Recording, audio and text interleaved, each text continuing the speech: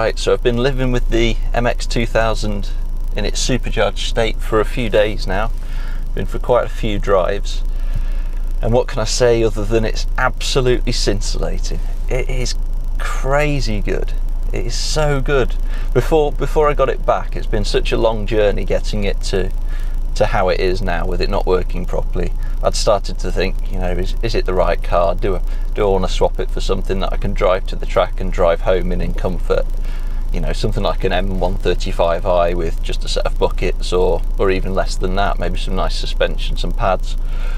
But God, it's just a different world. It's I was trying to work out what sort of the closest car I could think of to it would be, but I just got no idea.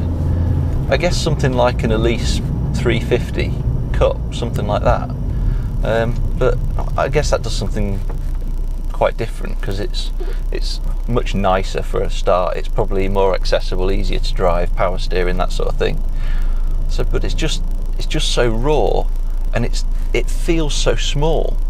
It feels like an MX5, and it feels small, and you can place it on the road, and yet it's got this overwhelming amount of power. It's not it's not like big turbo power or big V8 power. It's just that top end surge that you get from a VTEC engine, but just almost times two. It's fantastic. It really is. When you get into that last 10% of throttle, maybe less, maybe the last 5% of throttle, and you're up there in the rev band, it just flies. I'm sure I'll get used to it, and I'm sure it's not long until I get used to it, but until I do, it is so much fun. And the fact that it's in an MX5, 1,000 kilos, small package, which I've started to appreciate more and more. Oh, fantastic. And one of the things I'd sort of, having driven Dan's VX, I was sort of the mind that it was just a superior chassis, and, you know, maybe I was just wasting time with the MX5, and ultimately, what's the point if you could have a K20 Elise or VX, or do something similar with a supercharger in them. But I honestly don't know if I'd have more fun in a Elise with the same power to weight ratio. I honestly don't know if I would. It just feels so sweet. It feels like an MX5, but just ultimately more capable.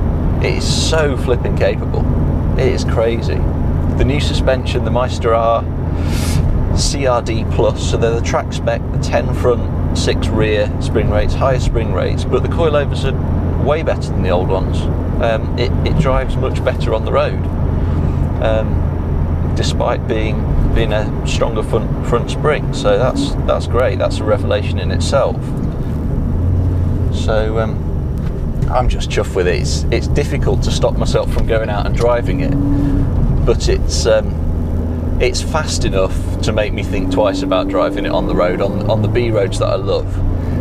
You know, it's quick enough that I think, should I really go out? Because it really is quite quick. So I mentioned it in one of the other videos, I'm sure.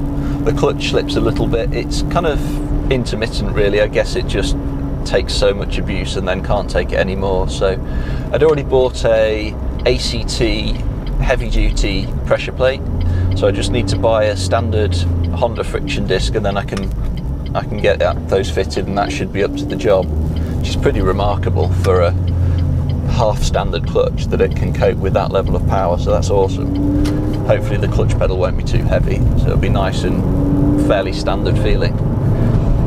So get that done. The oil temperature gauge isn't working, need to get that sorted. I've got some window sliders for the polycarbonate windows. That'll make a huge difference because it gets so bloody hot in there. Anything else I need to do? I need to sort out suspension height, because I want to use 13s, so I probably need to raise it a little bit in order to give the proper clearance that 13s will need. So I should probably do that as well. Adam's making a new front splitter, so we'll pop that on, and then I guess we'll book a track day. I'm at Cadwell tomorrow in Dan's VX, and the temptation to book the MX2000 on as well was enormous, but I've managed to managed to not do that. So I think it'll be a Blighton day first to give me some hope of handling it, and then soon after that hopefully we'll go to Cadwell. So power delivery, I talked about it briefly. For anybody that's followed my thread on nuts, it's kind of the whole point in it.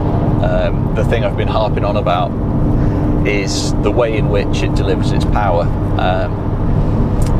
because it's fairly powerful, 376 horsepower, but it's just so usable. The way the power comes in is just so linear. It's so usable. It doesn't spin the wheels.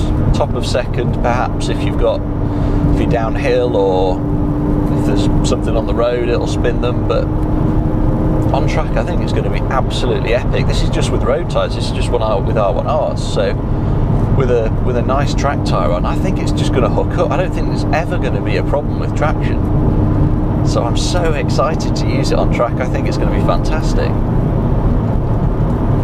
I've still got the standard size 1.8 brakes, because they're the only things that will fit in the 13s that I've found so far. So I've now got the Carbotech RP2, I think that's right, RP2 endurance pads. So hopefully they'll stand up to the task. They feel fantastic on the road. They feel mega. It really does brake well. So hopefully they'll stand up to the abuse, the poor things. We've got some cold air ducts in there now as well, so that'll help. And I'm interested to see how well the car copes temperature-wise elsewhere on track, so oil temps, water temps. I'm sort of half expecting to have a bit of a problem with that. Maybe I'm being a bit conservative, a bit pessimistic, but just thinking so much heat generated by the supercharger, and we drive properly on track, so it's always going to be spinning at between 7 and 9,000 RPM. So I'm not sure. I don't know how well it'll cope with that. We've got a gearbox oil cooler on there now, so that will help the gear oil. But in terms of engine oil and the water temps, I don't know. I've upgraded to a Mishimoto 3-core water rad, and I've gone to I think it's a 16-row oil cooler for the engine oil. Supercharger has its own cooler as well, so it's not superheating the engine oil. So we'll see. I suppose I should really duct in all of the radiators. That will make a difference, and I'll probably end up cutting holes in the bonnet. But we'll see how we go without first. Of course, it's the height of summer, so this will be the ultimate test when I do use it. So how does it feel compared to things that I've driven? I haven't driven all that many quick things.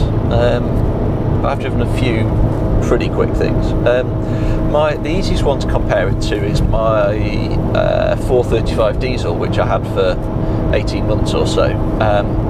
And I was a bit worried that it was going to feel the same as that, because that was a ridiculously quick car for a diesel barge. And it does feel very similar to that when you're driving swiftly rather than fast. You've just got the power's just there and you're covering ground very quickly. But happily, once it gets to the top of the rev range at full throttle, it feels a step on from that.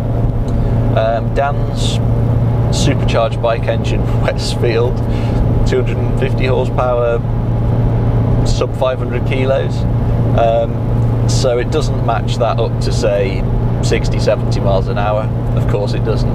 But to be honest, maybe 80 onwards it does. And I'm sure, that would run out of steam at 115, something like that. So, the very fact that it can be compared to something like that, Will's MK as well, the very fact that it can be compared to something like that, and ultimately it's a Mark 1 MX5, is just remarkable. It's crazy that you can build an MX5 that can be compared to those. That there's only one purpose to those cars, and they're faintly ridiculous. So to be able to take something and apply a similar level of ridiculousness and achieve a similar outcome is pretty cool. Comparing it to Dan's VX will be quite good fun, because the aerodynamics of the VX220 is so superior, and it's supercharged. I think it's between 250 and 280 horsepower Dan's, so it'll be really interesting to see how they compare. My experience with VX220s is that they have a habit of being deceptively fast, so you don't feel like, I mean obviously you feel like you're going quick, but you know, you look at the speed you're doing and you're quite often surprised. So I really hope it's quicker than the VX, I really do, because it's got a lot more power. But we'll see. Feel wise it feels a level on from the VX, but that sucker just piles on the speed, so we'll have to see.